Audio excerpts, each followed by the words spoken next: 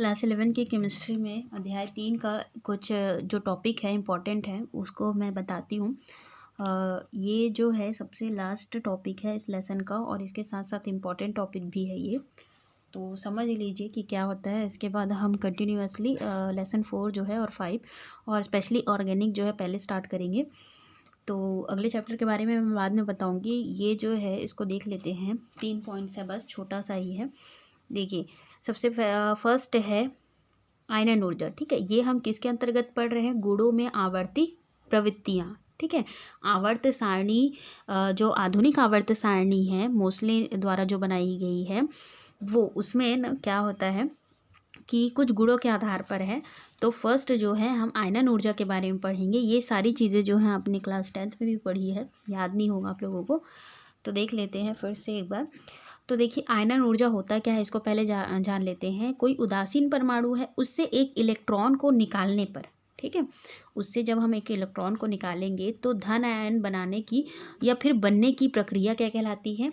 आयनन कहलाती है। ठीक है, और उस इलेक्ट्रॉन को निकालने के लिए जितनी एनर्जी की ज़रूरत होती है या जितनी ऊर्जा की आवश्यकता होती है वो क्या कहलाती है? आयनन ऊर्जा। ठीक है, समझ गए? इलेक्ट्रॉन को निकालना, अगर कोई उदासीन परमाणु है उसमें से इलेक्ट्रॉन को निकालने की क्रिया क्या कहलाती है? आयनन कहलाती है। और इलेक्ट्रॉन को निकालने के लिए जितनी ऊर्जा की ज़रूरत पड़ती है उसको क्या कहते हैं? आयनन ऊर्जा कहते हैं। ठीक है, इसकी इकाई क्या है? ईवी है, मतलब ई का मतलब है इलेक्ट्रॉन और वी का मतलब है वोल्ट। ठीक है, या फिर जे मतलब जूल प्रति मोल। ठीक है, इसको इस तरह से प्रदर्शित किया जाता है आयनन ऊर्जा को। अब यहाँ पे देखिए ये मान लीजिए सोडियम है। ठीक है, तो ये है एक उदासीन परमाणु, इससे क्या करेंगे हम? एक इलेक्ट्रॉन को निकालेंगे। ठीक है, क्या किए? एक इलेक्ट्रॉन को यहाँ पे निकाल दिए। तो ये जो सोडियम है ये किस में आ जाएगा? धन बन जाएगा। ठीक है, धन आयन में बन जाएगा, क्योंकि इससे एक इलेक्ट्रॉन क्या हुआ है? निकला है, इसीलिए धन आयन बनेगा। हमेशा याद रखिए, अगर किसी परमाणु के ऊपर धन आयन लगा है, मान लीजिए कोई भी परमाणु है, कैल्शियम है या एल्यूमिनियम है, कोई भी परमाणु है उसमें धन आयन लगा है, ऊपर में प्लस का चार्ज लगा है, इसका मतलब है कि उस परमाणु से इलेक्ट्रॉन जो है निकाला गया है या निकला है। ठीक है, और जितने प्लस और माइनस रहेंगे उतने, सॉरी, जितने प्लस रहेंगे उतने ही उसमें से इलेक्ट्रॉन निकले होंगे। जैसे कि यहाँ पे सोडियम पे 1 चार्ज लगा है, मतलब सोडियम से 1 इलेक्ट्रॉन निकला है। और अगर यहाँ पे मान लीजिए 2 चार्ज लगेगा तो कितने इलेक्ट्रॉन निकलेंगे? 2। ठीक है, 3 अगर प्लस रहा तो क्या हो जाएगा? 3 इलेक्ट्रॉन जो है निकले हुए हैं। तो इस तरह से ये एक उदासीन परमाणु है, इससे एक इलेक्ट्रॉन निकाला गया और इसके ऊपर धन आयन बना, तो इस प्रक्रिया को कहा जाता है आयनन ऊर्जा। ठीक है, और इस इलेक्ट्रॉन को निकालने के लिए जितनी एनर्जी की ज़रूरत पड़ती है उसे क्या कहते हैं? आयनन ऊर्जा कहते हैं। ठीक है, अब यहाँ पे देखिए ये जो है Na+ बन गया क्योंकि इससे एक इलेक्ट्रॉन जो है निकल गया। अब इसके और जो होंगे, ठीक है, हम जैसे कि आप जानते हैं कि जो सोडियम होता है उसका परमाणु क्रमांक 11 होता है। ठीक है, और इसके बाहरी कक्षक में 1 इलेक्ट्रॉन होते हैं। अगर मैं लिखूं तो सिंपल सा क्या हो जाएगा? 2 8 है कि इसका इलेक्ट्रॉनिक विन्यास होगा, तो बाहरी कक्षक में 1 इलेक्ट्रॉन हुए, तो इसके 1 इलेक्ट्रॉन को निकाल दिए। अब ये जो है इसके पास टोटल अभी 10 इलेक्ट्रॉन है। ठीक है, इस वाले के पास अभी 10 इलेक्ट्रॉन है, क्योंकि इसमें से एक जो है निकाल गया तो इसके ऊपर प्लस चार्ज गया। अब इसके पास से भी Na+ जो है, इसमें से अगर एक और इलेक्ट्रॉन को अगर हमको निकालना है तो उसके लिए बहुत ज़्यादा ऊर्जा की ज़रूरत पड़ेगी।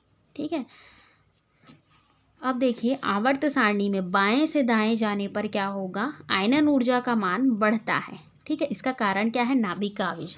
देखिए आवर्त सारणी में जब आप बाएं से दाएं जाएंगे तो क्या होता है? नाभिक का आवेश। देखिए परमाणु के बीच में क्या होता है? नाभिक होता है, तो नाभिक का आवेश ज़्यादा हो जाता है, तो ज़्यादा होता है तो क्या करेगा? इलेक्ट्रॉन को, बाहरी कोश का जो इलेक्ट्रॉन होगा उसको खींचेगा। ठीक है, और उसको खींचेगा, खींच के रखेगा। जैसे मान लीजिए यहाँ पे इलेक्ट्रॉन है और नाभिक का आवेश इतना ज़्यादा है कि इस इलेक्ट्रॉन को अपनी ओर खींच के रखा है।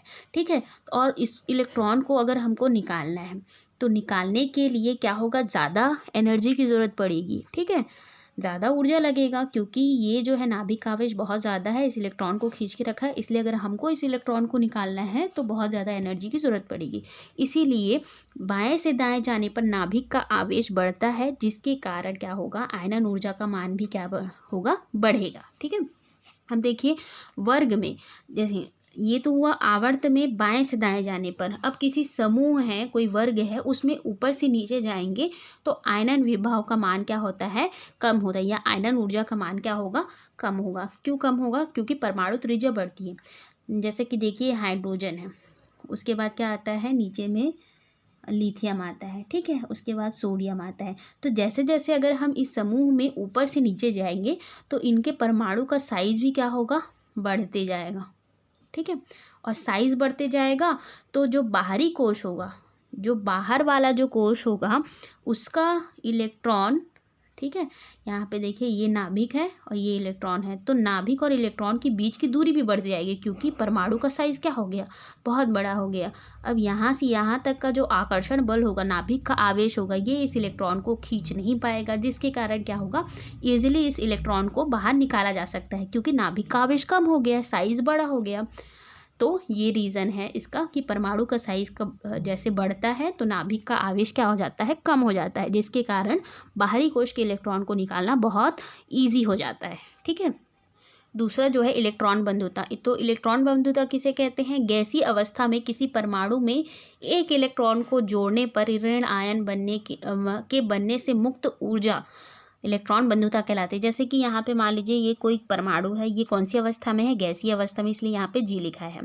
अब इस गैसीय अवस्था में इस परमाणु में क्या करते हैं, हम एक और इलेक्ट्रॉन को क्या कर देते हैं, ऐड कर देते हैं, ठीक है, इसको एक इलेक्ट्रॉन दे देते हैं। तो ये इलेक्ट्रॉन को ग्रहण कर लिया, तो ग्रहण किया तो उसके ऊपर कौन सा चार्ज आता है, माइनस चार्ज आता है, ठीक है। हमेशा याद रखिएगा कि मान लीजिए कोई भी परमाणु है, ठीक है, कोई भी परमाणु है, ये M को मान लीजिए कोई परमाणु है, जब इसके ऊपर प्लस चार्ज लगता है तो इसका मतलब ये है कि इसने किसी को इलेक्ट्रॉन दिया है, ठीक है। और अगर इसके ऊपर माइनस चार्ज लगता है इसका मतलब ये है कि इसने किसी से इलेक्ट्रॉन लिया है, ठीक है। तो यहाँ पे वही बोला जा रहा है कि कोई परमाणु है वो गैसीय अवस्था में है, जब उसको एक इलेक्ट्रॉन दिया जाएगा तो वो एक इलेक्ट्रॉन को ग्रहण करेगा और उसके ऊपर कौन सा आयन बनेगा, ऋण आयन बनेगा, ठीक है। उसके साथ साथ क्या होगी, ऊर्जा मुक्त होगी। तो इसे क्या कहेंगे, इलेक्ट्रॉन बंधुता ये कहलाती है। इसका मात्रक क्या है, EV अथवा kJ-1 से इसको प्रदर्शित किया जाता है इलेक्ट्रॉन बंधुता को, ठीक है। अब देख लेते हैं आवर्त सारणी में बाएं से दाएं जाने पर इलेक्ट्रॉन बंधुता का मान क्या होता है, बढ़ता है, ठीक है। यहाँ पे भी कारण सेम है, नाभिक का आवेश, बाएं से दाएं जाते हैं तो हमेशा नाभिक का आवेश क्या होता है, बढ़ता है। अब नाभिक का आवेश बढ़ेगा तो क्या होगा, इलेक्ट्रॉन को क्या कर लेता है, जैसे देख लीजिए यहाँ पे नाभिक है, इस नाभिक का आवेश अगर बढ़ा तो ये क्या करेगा, इलेक्ट्रॉन को अपनी ओर खींचेगा, ठीक है, या आकर्षित करेगा। तो इलेक्ट्रॉन को अपनी ओर आकर्षित करेगा तो ग्रहण कर लेगा, ठीक है, मतलब जो आने वाला जो इलेक्ट्रॉन होगा अपनी ओर खींच लेगा। जैसे देखिए ये जो है कोई क्लोरीन परमाणु है, ठीक है, क्लोरीन परमाणु है, तो इसमें क्या होगा कि ये इलेक्ट्रॉन को ग्रहण करता है, क्लोरीन जो है हमेशा इलेक्ट्रॉन को ग्रहण करता है। तो आने वाला जो इलेक्ट्रॉन होगा, नाभिक का आवेश ज़्यादा होने के कारण इसको ईजिली अपनी ओर आकर्षित कर सकता है और इसके ऊपर माइनस चार्ज आ सकता है, ठीक है। तो इस तरह से बाएं से दाएं जाने पर इलेक्ट्रॉन बंधुता का मान बढ़ता है क्योंकि क्या होता है, नाभिक का आवेश भी बढ़ता है।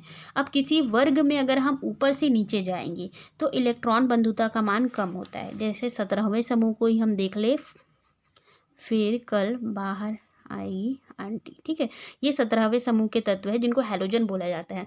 जैसे इस समूह में अगर हम ऊपर से नीचे जाएंगे तो इलेक्ट्रॉन बंधुता का मान क्या होता जाएगा, कम होता जाएगा, ठीक है, कम होता जाएगा। क्यों कम होता जाएगा, इसका कारण क्या है, परमाणु का साइज का बढ़ना।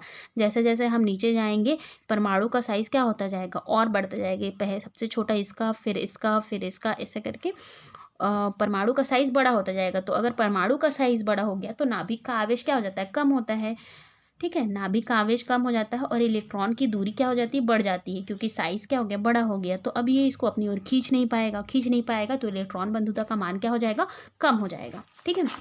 अब अगला जो टॉपिक है वो है विद्युत ऋणता, ये इम्पॉर्टेंट है, ठीक है, इसको समझ लीजिए। किसी परमाणु द्वारा साझे के इलेक्ट्रॉन को अपनी ओर आकर्षित करने की क्षमता को विद्युत ऋणता या ऋण विद्युतता कहते हैं, या इसको इंग्लिश में बोला जाता है इलेक्ट्रोनेगेटिविटी। अब यहाँ पे देखिए, मान लीजिए हाइड्रोजन के पास 1 इलेक्ट्रॉन है, ठीक है। क्लोरीन के बाहरी कक्षक में कितने इलेक्ट्रॉन होते हैं? टोटल 7 इलेक्ट्रॉन होते हैं। तो ये होंगे 7 इलेक्ट्रॉन, क्लोरीन के 7 इलेक्ट्रॉन होते हैं और इसके 1 इलेक्ट्रॉन होते हैं बाहरी कक्षक में। अब यहाँ पे देखिए, ये जो है ये है इनके साझे का इलेक्ट्रॉन, जिसमें ये दोनों साझा करेंगे तो ये भी कंप्लीट हो जाएगा। हाइड्रोजन को 2 इलेक्ट्रॉन मिल जाएंगे और इसको 8 इलेक्ट्रॉन हो जाएंगे, ठीक है। तो इस तरह से ये लोग क्या करते हैं? साझा करते हैं और साझा करके फिर नए यौगिक का निर्माण करते हैं। तो यहाँ पे क्या लिखा गया है? साझे के इलेक्ट्रॉन को अपनी ओर आकर्षित करने की क्षमता को क्या कहते हैं? विद्युत ऋणता कहते हैं। अब देखिए, ये क्लोरीन क्या करेगा? क्लोरीन की विद्युत ऋणता अधिक होती है, तो इसलिए क्लोरीन क्या करेगा? ये जो इलेक्ट्रॉन होगा इसको अपनी ओर खींचने की कोशिश करेगा, ठीक है, अपनी ओर लेने की कोशिश करेगा, जिसके कारण ये जो हाइड्रोजन है इसके ऊपर आंशिक धनावेश हो जाएगा और क्लोरीन के ऊपर आंशिक ऋणावेश आ जाएगा, क्योंकि ये क्या करेगा? इस इलेक्ट्रॉन को अपनी ओर लेने की कोशिश करेगा, ठीक है। तो ये क्या कहलाता है? विद्युत ऋणता कहलाता है, जिसमें क्या होता है? साझे के इलेक्ट्रॉन को क्या करता है? दूसरा परमाणु अपनी ओर आकर्षित करने की या फिर उसको खींचने की, लेने की कोशिश करता है, ठीक है। अब आवर्त में, अगर हम आवर्त सारणी में बाएं से दाएं जाएंगे तो क्या होगा? बाएं से दाएं जाने पर विद्युत ऋणता का मान बढ़ता है, ठीक है। क्या होगा? नाभिक का आवेश इसका रीजन होगा। सेम है सभी जगह पे, नाभिक जैसे जैसे हम बाएं से दाएं जाते हैं, हमेशा याद रखिएगा नाभिक का आवेश बढ़ता है, और नाभिक का आवेश बढ़ेगा तो विद्युत ऋणता का मान भी क्या होगा? बढ़ेगा, ठीक है, क्योंकि नाभिक क्या करेगा? इलेक्ट्रॉन को अपनी ओर लेने की कोशिश करेगा। अब देखिए, वर्ग में अगर हम किसी वर्ग में ऊपर से नीचे जाएंगे तो विद्युत ऋणता का मान घटता है, क्योंकि परमाणु का साइज क्या होते जाता है? बड़ा होते जाता है। तो सारे में एक ही रीजन है, ठीक है। अगले वाले में हम संयोजकता के बारे में पढ़ेंगे, उसके बाद हम ऑर्गेनिक का नया चैप्टर जो है स्टार्ट करेंगे। केमिस्ट्री का जो भी छूटा होगा स्कूल ओपन होने पर फिर उसको पढ़ाएंगे।